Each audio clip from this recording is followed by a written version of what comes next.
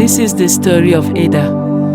Ada was a woman in her 30s, living in the outskirts of a city where the streets were noisy, but the corners were quiet enough to sit and grow. She was strong in faith, very strong. Every morning, she prayed.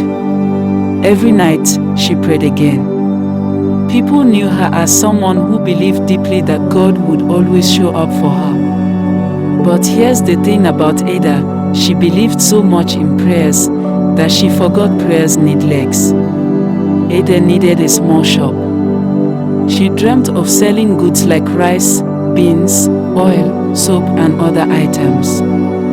She believed it would change her life. Every day, she walked past empty shops in the market. She would stand, touch the locks, and whisper, "God will give me this shop one day." Then she would go home. Weeks turned into months. Her neighbors started businesses. They started tailoring, food stalls, barber shops.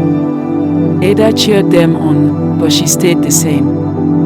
Faith was her pillar, but her hands stayed idle. Then came her cousin, Mary. Mary was younger, restless, but hardworking.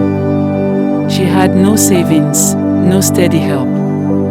Yet she went into the market, bought some groundnuts in small cups, roasted them, and sold them at a busy street. At first, it looked laughable, too small to count. But slowly, money gathered. Mary kept at it. Her face turned black from the smoke, her hands rough, but her pocket began to smile. Ada saw this. She clapped for Mary and said, "God has blessed you," but in her heart, she thought, "Mine will come without all this struggle." I have prayed. And so Ada waited. One rainy evening, Ada sat in her room, roof leaking slightly, pot on the floor catching water. She prayed, "God, please, provide my shop." As she prayed, hunger pinched her stomach. Her food storage was almost empty. Her rent was due. Yet, in her chest, she still held strong faith that something will happen. But life does not wait on empty faith. That week, she went to the landlord to beg for more time. The landlord, tired of excuses, gave her a deadline and said, "Ada, if you cannot pay, I will give this room to someone else." Her eyes burned with tears. She came home angry, sat outside, and complained loudly to anyone who cared to listen. That night, Mary visited.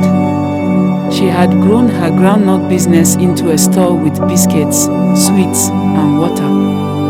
She handed Ada a small bag of rice, saying, "Sister, eat. Tomorrow will be better." Ada took it, grateful but also ashamed. She realized that her younger cousin, who started with almost nothing, was now the one carrying her. For the first time, Ada questioned herself, "Maybe I've been waiting too long. Maybe faith alone is not enough." The next morning, Ada woke up earlier than usual. She went into her small kitchen, boiled water, and thought deeply. She remembered a story her late mother used to say. Faith is like a seed. You can hold it in your palm for years, but until you plant it, water it, and weed around it, it will never feed you. Ada decided she would not just wait anymore. She borrowed a small tray, took the little money left in her pocket, and bought sachet water to sell by the roadside.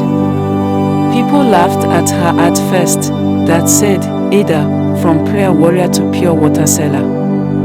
But she swallowed her pride. She walked under the sun, carried heavy loads, walked long streets. Days turned to weeks. Slowly, her hands began to gather coins. From coins to notes. From notes to savings. Her prayers did not stop, no.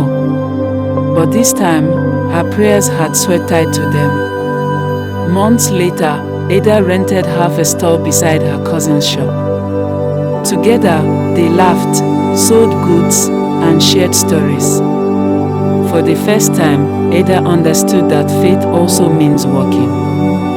Not waiting with folded hands, but working, sweating, trying, and trusting God to bless the effort.